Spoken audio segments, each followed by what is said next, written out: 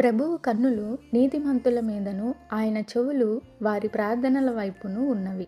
1 పేతురు 3:12 నీవు జీవించాలని దేవుడు చెప్పిన రీతిలో జీవించకపోతే నీ ప్రార్థనలకు జవాబు ఇవ్వకుండా దేవుడు చెవులు మూసుకుంటాడు. కానీ నీవు నీతిమంతునిగా జీవిస్తూ ఆయనకు ప్రార్థన చేస్తే ఆయన నీ ప్రార్థన అంగీకరిస్తాడు. అనగా దేవుని శరణుజొచ్చి పరిశుద్ధంగా జీవిస్తూ ఆయన నామమునకు కృతజ్ఞతాస్తుతులు చెల్లించుచు ప్రార్థించినప్పుడు దేవుడు నీ ప్రార్థనలు అంగీకరిస్తాడు.